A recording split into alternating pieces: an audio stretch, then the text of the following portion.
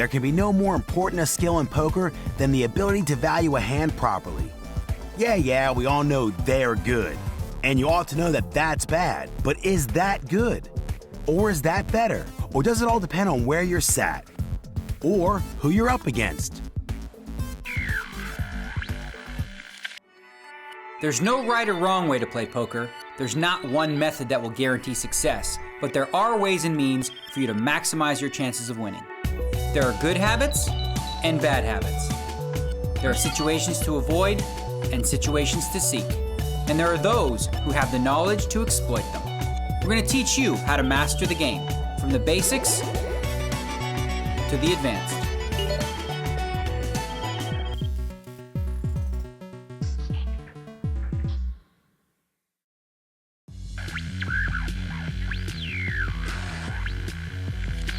In the last show, we covered all the basics, everything you need to get started in the game.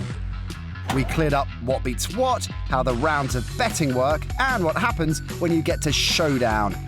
Now you know the basics, it's time to get to grips with which cards you should play. Today's show, ladies and gents, is all about starting hands. Yep, today we're going to teach you which cards you should play and which you should throw away. A typical show includes some distinct elements. A tutorial, which runs you through the general principles, the pro analysis segment, where a hand is dissected in detail, and the pro tips section, where we get advice from the biggest names in the game, all focused on helping you improve your skills at the table. And who knows where that could lead. This show looks at poker played all over the world, but today we travel to Barcelona, where we get an insight into the minds of four of the world's best: Barbero, Jurgensen, Barry, and Negreanu. Analysis today comes courtesy of 2005 World Series of Poker champion Joe Hasham and 4 times World Series title winner Daniel Negreanu, who together boast $25 million in live tournament winnings.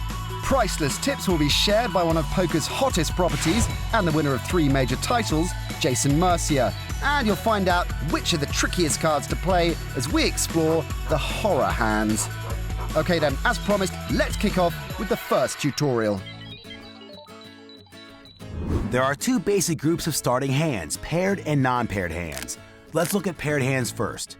A pair of aces is the strongest starting hand you can have.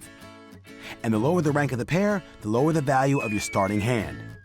Pocket aces and pocket kings and queens are all regarded as monster hands and should be played pretty much every time. Jacks through to eights are considered medium-sized pairs. They are still strong, but a bit more vulnerable. Pairs from 7 to deuces are small pairs. They are still decent hands, but they often lose at a showdown if the community cards haven't given the player 3 of a kind. The strength of non-paired hands varies a lot. Some hands like ace-king suited are very good. Some are extremely weak. The worst hand you can have is 7 deuce offsuit. This is because it is very unlikely to make a straight or flush with these cards, and if you do make a pair, it'll have a poor kicker. Judging the strength of non-paired hands is not as straightforward as evaluating pairs. Let's go into more detail. There are 3 factors to determine the strength of non-paired starting hands. The most important one is high card value. The higher the cards, the better. It is particularly good to have 2 very high cards. That way you can hit top pair and use the second card as a strong kicker. Having only 1 big card is much less favorable. You have only half as much of a chance to hit a big pair on the flop. And if you do, you can easily be beaten by the same pair with a better kicker. Suitedness. If you have 2 cards of the same suit, your chance to hit a flush is much higher. It's about 6% if your hand is suited and only 1.3% if the cards are offsuit. That 6% doesn't sound like much, but if you hit a flush, you often win a very big pot. Being suited doesn't turn a bad hand into a good hand, but it adds considerable value. When your cards are suited, it's especially good if you have at least 1 big card. That way, you will usually win if someone else hits a flush as well. But if you have 2 small suited cards, don't worry too much about getting beat by a higher flush. It happens, but it is a pretty rare occurrence. This is only true if there are 3 of the same suit on the board, though. If you make a flush with 4 of 1 suit on the board, you need to give greater consideration to whether you are beaten. Your opponent now only needs to have one card of the same suit to hit their flush. And if their card is higher than your high card, they will win the pot. Connectedness. If your cards are close in rank, they can form a straight when combined with the community cards. The closer they are to each other, the better your chances. Gaps of 1 or 2 ranks will reduce your chances considerably. With a 3-rank gap, your chance is very low. With a 4-rank gap, you can't make a straight using both cards. Hands like Jack 10 and 5-4 have full potential. Recap. So we now know that the worst hands to play are low, unconnected, unsuited cards. 7-2 being the worst hand. Your chance of making straights, flushes, and pairs high enough to win the pot are very low.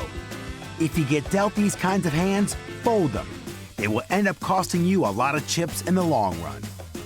Now you know what to consider when judging the strength of your starting hand. Holding. Everything you wanted to know about poker is divided into 2 levels. Level 1, the novice level, tells you everything you need to know to get started in the game. You'll be a competent player by the end of these 6 shows. Learn the power of position, the art of bluffing, and all the basics. Once you've got the basics, we delve deeper. Level 2, the experience level, covering getting information from your opponents and the nuances of playing hands dependent on their strength and potential. It also focuses on playing styles, the strategies and tips you'll need to succeed, and how to avoid costly mistakes. Following the review show at the end of Level 2, we should have covered everything you want to know about poker, and you'll be ready to become a successful player. And if you want to get good, then listen up. The next tutorial will save you making a common and costly mistake.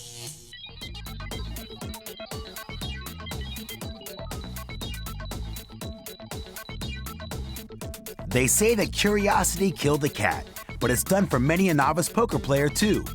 One of the most common mistakes a newbie makes is to see too many flops. They can't resist it. Too many times when confronted with average cards, they call to see a flop. This is called the limp. Just because you see more hands, it doesn't mean you're going to win more chips. This tutorial is going to show you some tips on how to play with conviction. We're here to help. Raise or fold. Calling isn't illegal, but typically, you should raise or fold. If you have a strong hand, raise. If you have a weak hand, fold. It sounds simple enough, right? If you're not sure, don't play. Sometimes you might not be sure if a hand is strong or weak. King Jack looks nice, but what if the guy next to you has King Queen? In this situation where you are unsure, just fold. You must be sure of how you play in poker. Play with conviction, don't limp. Raise 3 times the big blind. In this example, the blinds are 50, 100, so you should raise to 300. This will get rid of some of the weaker hands that could come back to bite you if you're not careful. Simple, no?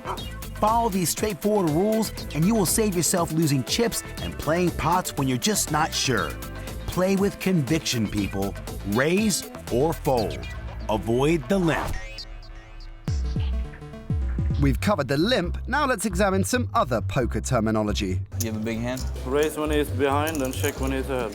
Something tells me you have a monster. As we take a look at some nicknames given to different pocket pairs. As you can imagine, the best pocket pair in poker has lots of nicknames. Bullets, American Airlines, and Pocket Rockets, to name just a few. Next up, we meet the Cowboys. Yeehaw! The name given to 2 kings. Howdy. But we mustn't forget their prettier other halves, the ladies. 2 queens. The Hooks. Jack's got a name based on the shape of the letter J. Makes sense? Wheelchairs, the name for a pair of 5s. Logical. And last but not least for today, a friendly pair of ducks. The name given to a pair of 2s. Quack, quack indeed. Now, here's some advice from one of the best in the business. 2005 World Series of Poker champ Joe Hasham analyses a hand for us.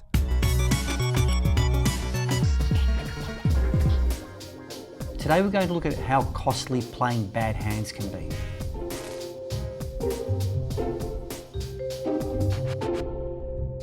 We have Boomer in middle position with a premium hand, a pair of queens. It's basically the third best hand you can start with.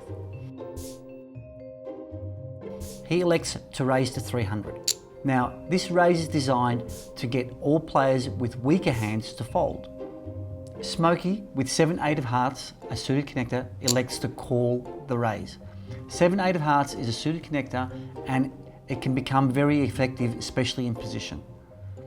It's folded around to the big blind Boy Wonder, who elects to call with Jack 4. He's probably elected to play this hand because he's already put some chips into the pot and it's not costing him too much more to play. But his big mistake is that his hand is too weak to play. A lot of amateurs, a lot of beginners make this mistake. Don't be fooled into playing hands that you shouldn't be. So let's have a look at the flop. The flop comes Jack 10-6. And this is why it's a mistake to play Jack 4. Because now Boy Wonder has made a pair of jacks, which is what we call top pair. Boy Wonder checks. Boomer decides to bet 400 chips. Smokey wisely folds. But now Boy Wonder is in a tough spot because he has top pair. He elects to call the 400. Let's see the turn card. The turn card is another 6. Nothing much has changed for Boy Wonder. He still has top pair. And he's way behind Boomer's pair of queens. Boy Wonder checks again, and Boomer now bets 1,000 chips. Boy Wonder elects to call. He's in a tough spot because he feels that his pair of jacks may be the best hand, not knowing that Boomer has a pair of queens, which totally crushes him at this stage. Let's see the river card. The river card is a very safe 3 of hearts. Boy Wonder again checks his option, and Boomer now bets 1,800 chips. Boy Wonder elects to call and loses the hand when he sees Boomer's pair of queens. This example shows how you can lose a lot of chips in a tournament by playing very weak hands. Don't make that mistake yourself.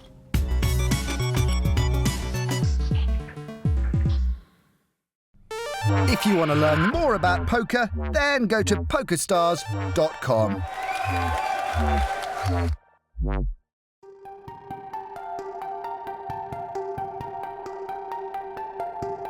Some starting hands to avoid playing, you don't really want to play offsuit hands that are not connected, like, 7 deuce is always a bad hand to play, Basically any hand that can't make a straight, even if it's suited, it's probably not too good to be playing. Hands like Queen 5 suited and things like that. Okay, that's the end of part 1 and time for a question about starting hands. It's all well and good having ace-jack, but how does your hand fare against a low pocket pair? Fret not, we're here to help. But before we do, let's see if you can work one out for yourselves. If you have ace-jack off and your opponent has a pair of 6s, what percentage chance do you have of winning the hand? Answer after the break.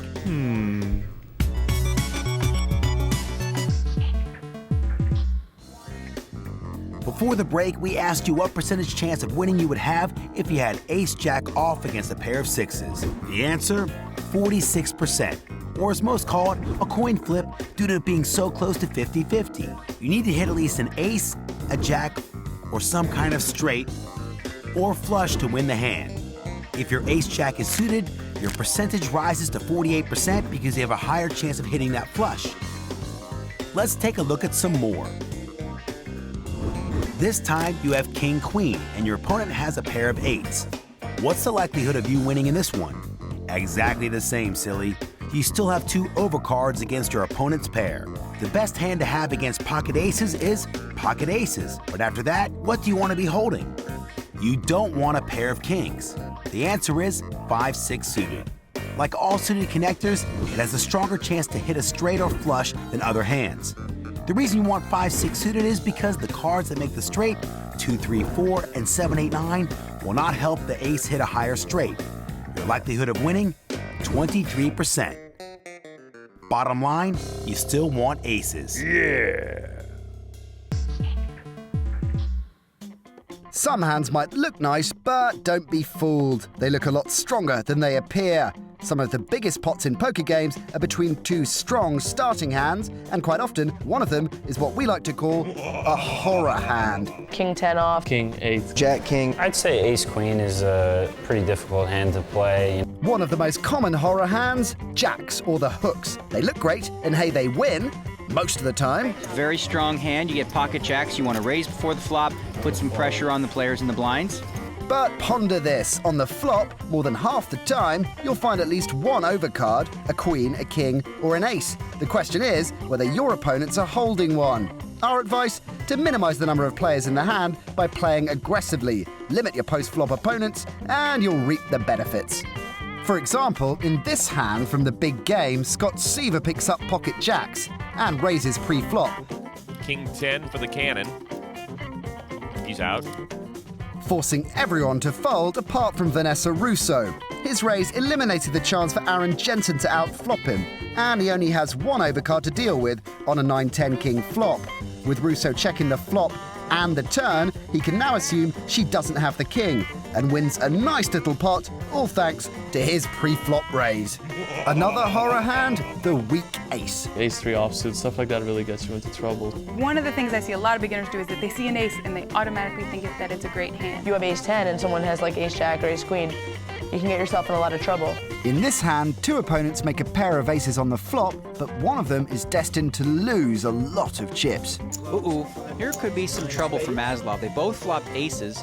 This is what makes an ace with a weak kicker a horror hand. There's always the chance your opponent has an ace with a better kicker, and it's not easy to fold top pair. So there you have it. Always beware jacks and the ace with a weak kicker. Beware, people, beware. Now, you might want to watch out for one hand in particular. Here's Daniel Negreanu, the man with the highest tournament earnings of all time, to explain.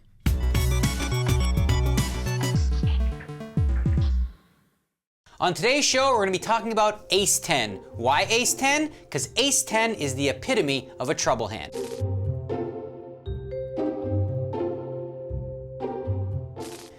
On this hand, we have an amateur, Ernest Wiggins, playing on the big game against some professional players. Now, here he's dealt ace 10 offsuit right next to the button, and he decides to just call.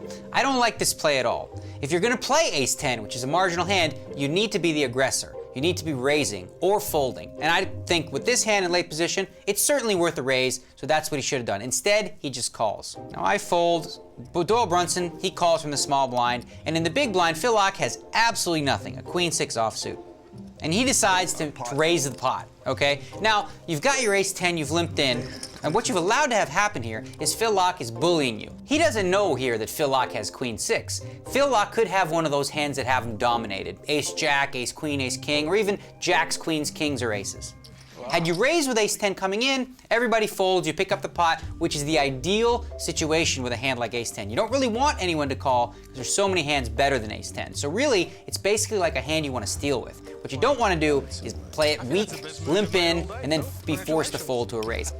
I do like the fold though, because once you've limped in and you've been raised, you don't want to defend with ace 10. You're always better being the raiser than the caller.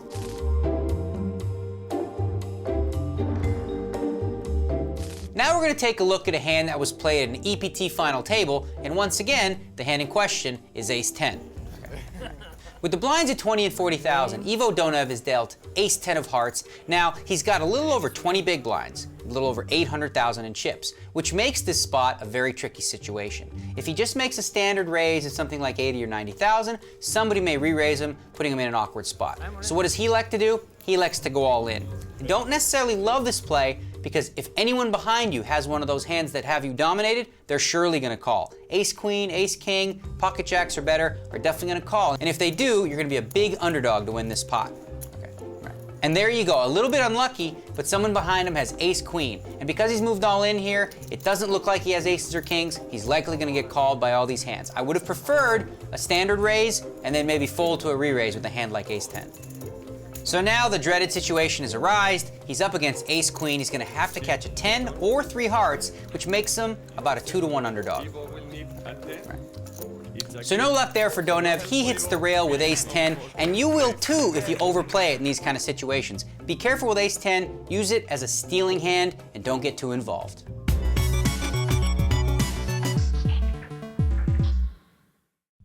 Thanks, Daniel, for clearing that up. Now, decisions in life are often down to one's own personal preference, but in poker, the decisions we make are based on minute, detailed calculations. Most of the time.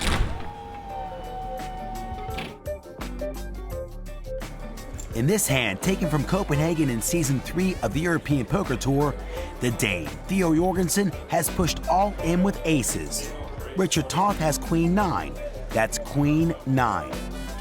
Now, if you've learned anything from this show, How much is it in total? 270. You should have learned that Queen 9, a suited 2 gapper, has potential, but not against a guy who's pushed all in. An easy decision, surely, not if you take instinct into account. Theo, I think I have to trust in my instincts. It's as you've got nothing and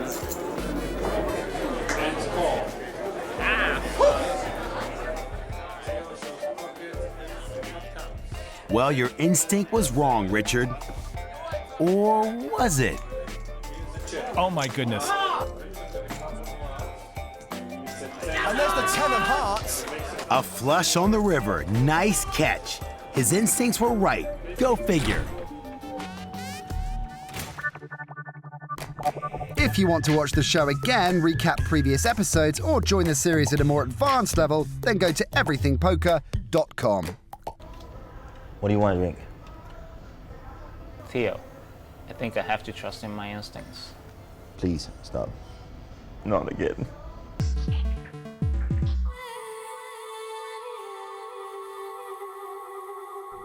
To Barcelona now, and a chance to hear the pros' take on the strength of different starting hands.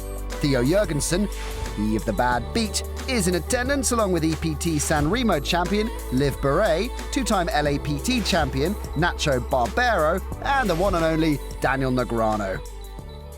Well, like when I started playing, limit hold'em back in the day, everyone was so big on like starting hands. You can't play this in this position and all that, but I was much looser and much more aggressive and wilder, and like it was always my belief that real skill comes post-flop and starting hand requirements are kind of like overrated. I know you play, I'll point to you because I know you play on that. Do you believe that sometimes people spend far too much time worrying about like pre-flop starting hand requirements rather than situations? Yeah, I think they do. You gotta raise in some spots, but at the beginning, I also believe that you gotta avoid some certain spots being a beginner. So it's like, don't be racing with like ace-10 under the gun. Under the gun is a position on the table, the first to act. We'll cover it in the next show. Weak aces are like hands that are gonna get you in trouble later on. Feels like the better you are as a player, and I always give this advice, the better you are as a player, the more hands you can play. Simply, but there are, as you mentioned, like hands, like are there hands that you just find that, for example, for yourself, that you find, okay, when you're in a tournament or whatever the case may be, that you seem to be doing fine, and there's a certain type of hand that you're like, oh boy, this is dangerous, I could blow my whole stack here, so maybe you decide to throw it away or just play cautiously. Other types of hands that you would, and what are they? What kind of hands would you? Especially hands like Nacho talked about, the like ace-10s and ace-10, even ace-jack, something like that when you're sitting there on the button, for an example, okay, and you raise and it's up against aggressive players, and you know there's a big chance you might get a re-raise here. And then you have to take a very, very difficult decision whether you have to go with this one or not. Do you think there's a group of hands that are underrated? Well, yeah, things like suited one gappers. Poker players refer to two cards like 7 and 9 as one gappers. There's a gap of 1 between them. Two gappers even. Like 7-9 of clubs and 6-8 of spades, that kind of stuff. Yeah, I actually really like 9-10 suited. It makes you so much money on the long term that, I mean. That, I agree. Like we talk about trouble hands, you mentioned ace-10 offsuit, right? That's a hand where, in a position, it's not something you want to play, but a hand like 9-10 suited, completely different. Now, if you look at the two hands side by side and run it hot and cold, ace-10 is way better than 9-10 suited, but not when you factor in post-flop play. Whenever I teach someone, new, you basically teach them a very stringent, like, starting hands rules where you got to play tight, and you got to play aggressive when you do, and you're going to get exploited because people are going to know that and they're going to pick up on it. But if you're new to the game, it's really the best approach. If you just get in there and start gambling like the pros do, you're going to get outplayed left, right, and center. So we might not have covered everything you wanted to know about poker, but we're making good progress. Let's review what we've just learned. We explored the properties of good starting hands. We took a look at the kind of hands you should be playing. We also looked at how to avoid the costly mistake of limping and checked out some of the hardest hands to play. To practice all you've learnt in the show today, go to pokerstars.com and follow the simple instructions for downloading the free software. Once on the site, enter a play money table, and this week's task is to only play the types of hands we suggested in the show, and avoid limping wherever possible. If you follow our advice, you may be surprised at the results. Here's what's coming up on the next show. We take our first look at position, explain what it is and why it matters so much. We'll review some great hands from around the world, take a more expert analysis, and some words of wisdom from 4 players it's really worth listening to.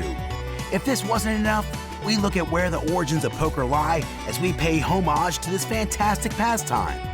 This is the greatest card game on the planet, ladies and gents. Let's master it together.